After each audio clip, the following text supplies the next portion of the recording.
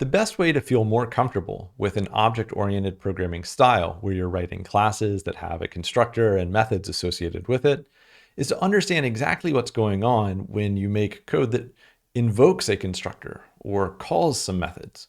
So in this video, we're going to take a look at tracing these two concepts to reinforce the ideas we introduced in the previous sequence of videos. So let's take a look at a code listing, and I would encourage you to have out some paper so that you can follow along and produce your own diagram. The code listing that we're going to focus on is shown here. And there's this really funny line that I want to talk about at the very top of this program in just a moment. But let's focus on the code itself. We're defining a class named point. So this will be modeling the concept of a 2D point in a Cartesian coordinate axis. So it has two attributes, right? So these are our attributes, and our X and Y attributes are both float values. Notice that neither of them have a default value associated with them. Next, can you identify what we see? Yeah, that's our constructor. And you know in Python, when you see a constructor based on the special name of something that looks like a method, but its name will be in it, surrounded in double underscores. And this constructor has two parameters defined on it. And it's going to be responsible for establishing the initial values of our X and Y attributes when this point object is constructed. Next, there's a single method defined on this point class named add. And the add method is a little bit different than any other method we've seen before in that its second parameter here, or I should say its first parameter, because we know that when we are using the self keyword, this is a special parameter that is actually going to be given a reference to whatever point object this method was called on. Similarly, with our constructor, just to rewind for a moment, the self parameter will be bound to the new point object that is being initialized when the constructor is called. Right? So the other parameter here, when we call this method, it will be the only argument we provide. But notice something very special here. We're using the type point. We're saying, hey, you can call an add method on some point, and you have to give it some other point as an argument that will correspond to this parameter. And this is going to return a point, right? Or at least a reference to a point. And the key exercise that we're going to be stressing in this diagram that I don't want to explain quite yet because I want to leave it to you is, well, how do we think about the references and what happens when this add method is called? Now, let me come back to this very first line, right? So this very first line is something kind of funny. In Python, we're actually making use of some features in this code listing that are not truly adopted in the current version of Python, but will be in a future version of Python. Now, to use this experimental feature, which is this annotations feature, which allows us to use as a type the name of the class that some method or attribute is defined within. So here we're in the class point, and we really want to be able to say, hey, we've got a parameter of type point to one of the methods of that class, right? It makes sense. If we want to be able to add 2 points together, we need to be able to reference the type of some other point, right? Which is a point. And so in order for this to be valid in Python, we actually need to use this special import. And you'll notice that we're importing from the future. We're making use of a future feature of the Python programming language that isn't actually fully adopted and implemented quite yet, but it's coming. And we're importing a feature named annotations. This is a special kind of import that in order for it to work in our programs, it actually has to be the very first statement. The very first statement after any doc string in your program. So what that means is that if we were defining like the author of our module, like we commonly do, this author designation in initialization actually has to come after this import. It's a special import. And so you'll always see it whenever we make use of it. And when we'll make use of it is when we're trying to make use of the type of a class from within itself. And so that's why that's what that is. For the purposes of diagramming this example, you can ignore that line.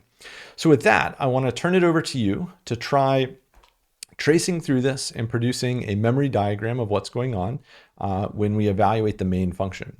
So I'm going to turn it over to you. Go ahead, pause the video here and produce a diagram on paper.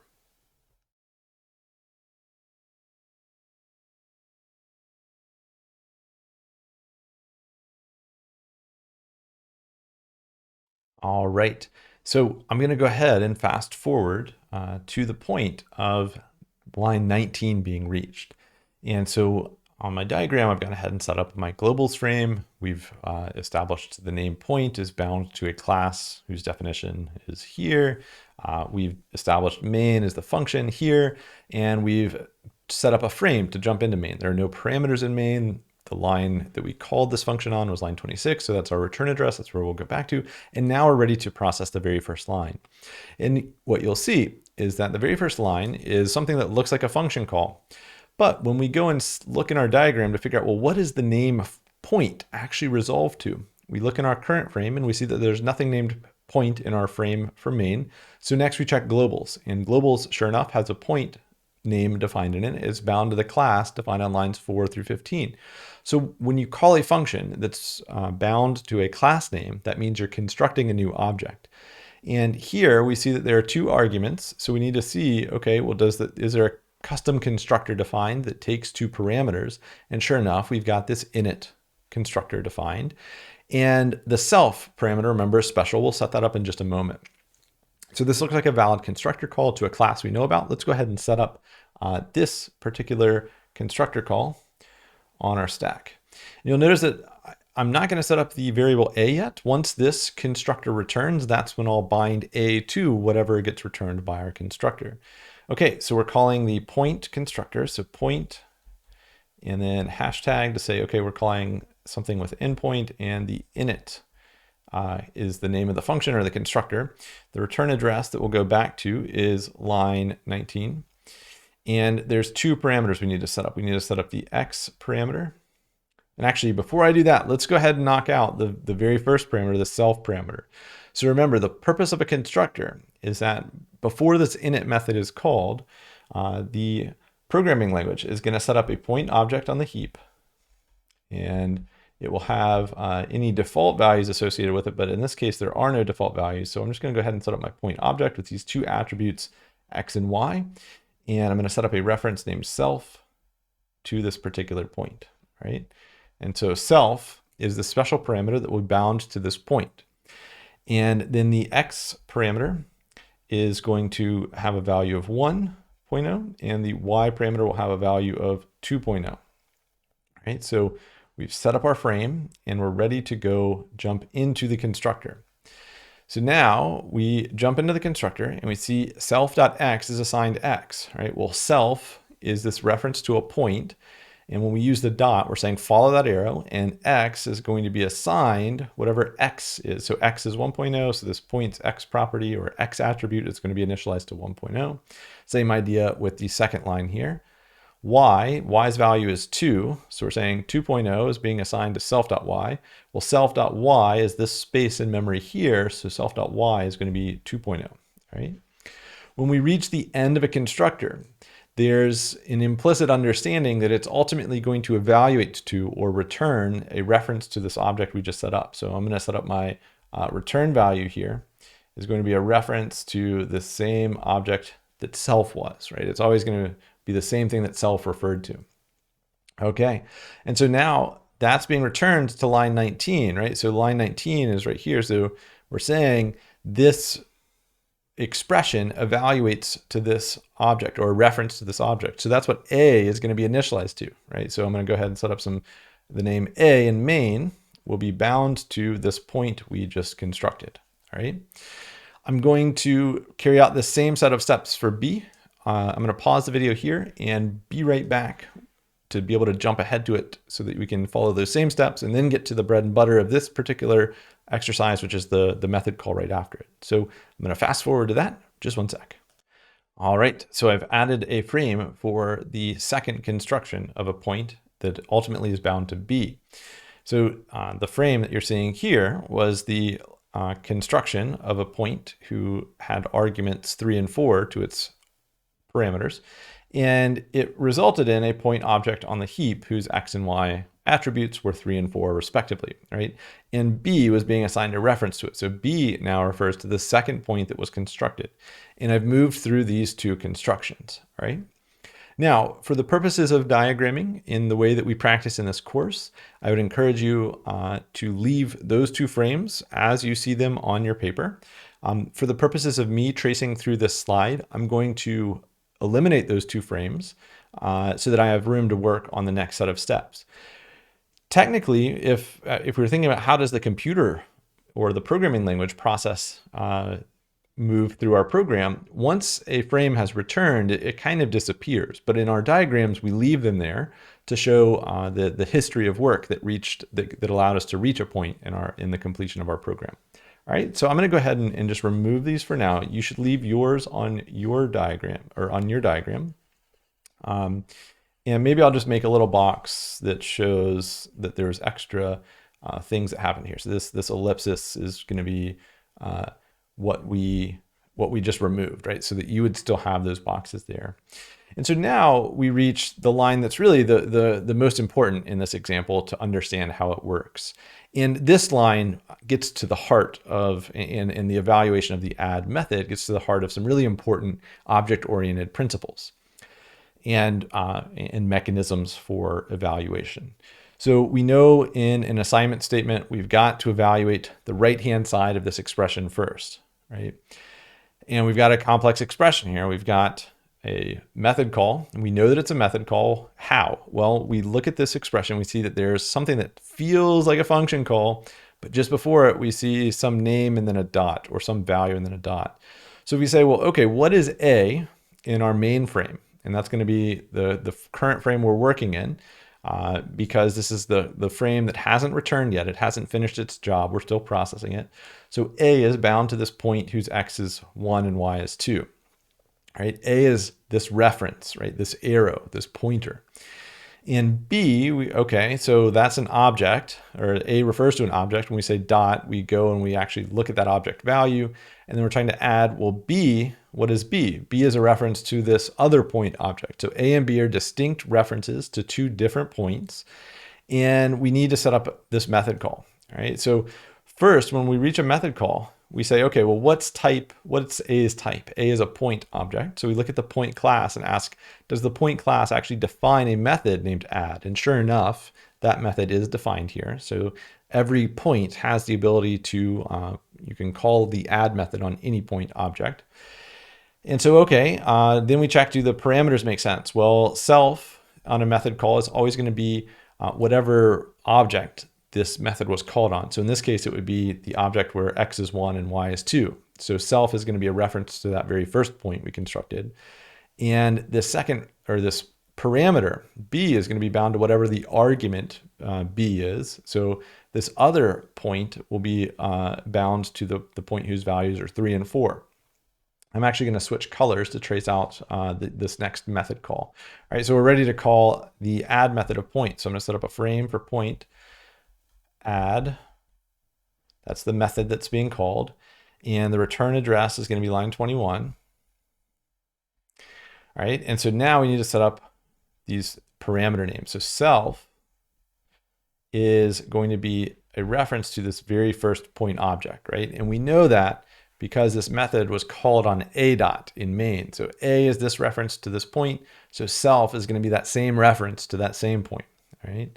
Now other is our other parameter. So other is a parameter who's given whatever B is. Well, we look at what is B in the frame we were working in. B was a reference to this point with 3, 4 as its attributes, and other is going to be a reference to that, right?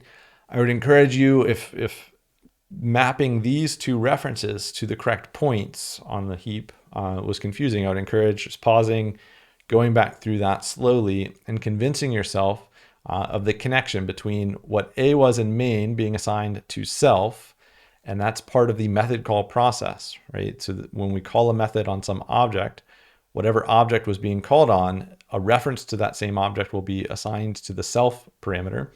And then B is being assigned to this other parameter, right? And other was just an arbitrary name that I like to use conventionally in a in a scenario like this, where we're trying to work with some other object of the same type. This other object is also a point, right? So we fully set up this frame, and now we're ready to jump into it. All right, so I'm going to set up the rest of this frame. And now we are actually, I'm going to give myself a little bit more room because there's two local variables here that we're setting up. So x is going to be a local variable, and x is going to be assigned self.x plus other.x. Well, self.x is 1.0, so 1.0 plus other.x is 3.0. Right? Anytime you see a reference to an attribute, so self dot, we follow the dot by following the arrow, and then we look up in that object, okay, x is bound to 1 and 3, so x is going to be 4.0 in this variable initialization, right? So what we're doing here is we're initializing a couple of variables, x and y, right? So if we apply the same logic to this y variable, we would say, okay, let's figure out the right-hand side expression. So self.y is 2 plus other.y is 4. So that's going to be 6, right? So 6.0. Okay. And now we reach a line that is pretty fascinating.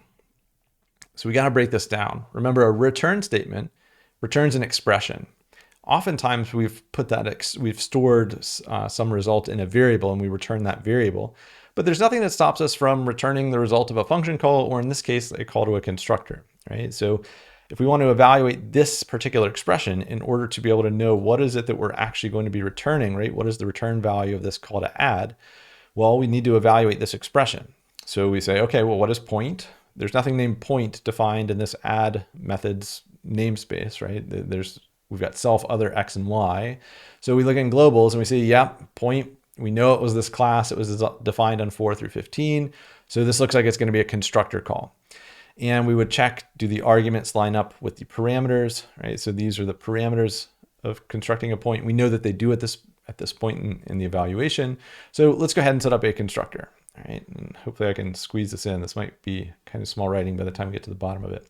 So I'm in a really small, really in a very small font here. Point init is the method we're calling, okay? And we're gonna have a return address of line 15, right? And we're gonna have a self that's a brand new point. So notice we're gonna have a third point object being set up and constructed on our heap at this point.